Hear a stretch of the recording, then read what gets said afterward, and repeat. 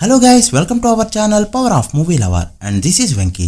Malayalam adapteds అని నేనే అంటున్నా అల్లు అర్జున్. నువ్వు కేరళకి అడాప్టెడ్స్ అని అయితే నేను ఆంధ్రకి అడాప్టెడ్స్ అని అంటున్నా సూర్య.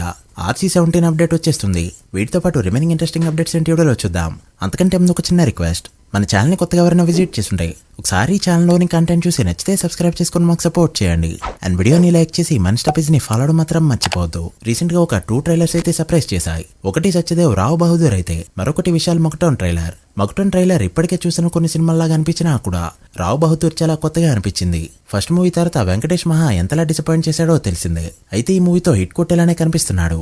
జైలర్ 2లో ఒక స్పెషల్ క్యారెక్టర్ ఉన్న సంగతి తెలిసిందే. ఫస్ట్ బాలకృష్ణ గారిని అనుకున్నారు, పవన్ కళ్యాణ్ అనుకున్నారు, ఇప్పుడైతే హృతిక్ రోషన్ దగ్గరికి వచ్చారు. ఒక పోలీస్ స్పెషల్ క్యారెక్టర్ లో కనిపించబోతున్నాడు హృతిక్. అయితే ఇది కూడా హృతిక్ వరకే ఉంటుందా అనేది చెప్పలేం. వేరెవరికైనా కూడా సినిమా స్టార్ట్ అయ్యేలోపు వెళ్ళిపోవచ్చు.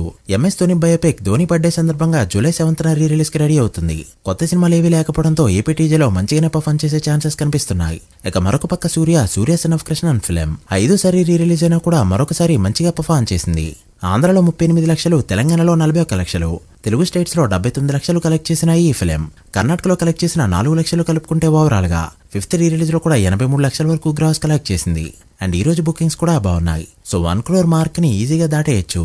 ఇక మరొక పక్క కేరళ అడాప్టెడ్స్ అని చెప్తున్న అల్లు అర్జున్ నిజమే అని ప్రూవ్ చేసుకుంటూ వచ్చాడు. కేరళలో ప్రీమియర్ ప్లస్ డే 1 29 లక్షల వరకు హ్యాపీ సినిమా కలెక్ట్ చేసింది. ఇక రెండో రోజు కలెక్షన్స్ కలుపుకుంటే 45 లక్షల వరకు కలెక్ట్ చేసింది అంటూ చెప్తుంది అక్కడి ట్రేడ్. చూడాలి ఇది 1 crore అందుకుంటుందో లేదో. కొత్త సినిమాలో ఈ మార్క్ అక్కడ అందుకోవట్లేదు. సో నిజంగానే అల్లు అర్జున్ అక్కడ అడాప్టెడ్స్ పెద్ద మూవీకి హోల్డ్ అనేది ఈ రోజు చాలా ఇంపార్టెంట్. హోల్డ్ తో పాటు గ్రోత్ కూడా చూపెట్టాలి. మరి గ్రోత్ ఎలా ఉంది అంటే 9వ రోజు కలెక్ట్ చేసిన ఓవరాల్ కలెక్షన్స్ ని అడ్వాన్స్ సేల్ తోనే అందుకుంది ఈ సినిమా. 9వ రోజు వరల్డ్ వైడ్ గా 6.5 కోట్ల గ్రాస్ కలెక్ట్ చేస్తే 10వ రోజు ట్రాక్డ్ గ్రాస్ ఇండియాలో 7 కోట్ల మార్క్ దాటింది. సో ఆఫ్లైన్ టికెట్ సేల్ బాగుండి ఓవర్సీస్ లో 1 crore అందుకుంటే 10 నుంచి 13 కోట్ల మధ్య గ్రాస్ కలెక్ట్ చేయొచ్చు. ఒకవేళ ఇది 14 కోట్లకి వెళ్ళిందంటే 10 రోజుల్లోనే 310 కోట్ల గ్రాస్ కలెక్ట్ చేస్తూ ఓజీ సినిమా ఫుల్ రన్ ని మనశంకర్ వరప్రసాద్ గారు ఫుల్ రన్ ని కూడా క్రాస్ చేస్తుంది. అప్పుడు మెగాలో నెంబర్ 1 మూవీ ఇదే అవుతుంది. ఇక మరొక పక్క రామ్ చరణ్ బర్త్డేకి స్కిప్ కొట్టిన RC-17 అప్డేట్ అయితే త్వరలోనే రాబోతుంది. ఆ అప్డేట్ కోసం వర్క్ చేస్తుంది మూవీ టీం. సెప్టెంబర్ 2 అంటేనే పీకే ఫ్యాన్స్ కి ఒక పండగలాగా. 2023 సెప్టెంబర్ 2 చాలా స్పెషల్. ఓజీ గ్లిమ్స్ వచ్చింది కూడా అప్పుడే. ఇక ఇప్పుడు పంజా రిలీజ్ అవుతుంది అండ్ దాంతోపాటు OG2 అనౌన్స్మెంట్ పై కూడా వర్క్ చేస్తుంది మూవీ టీం.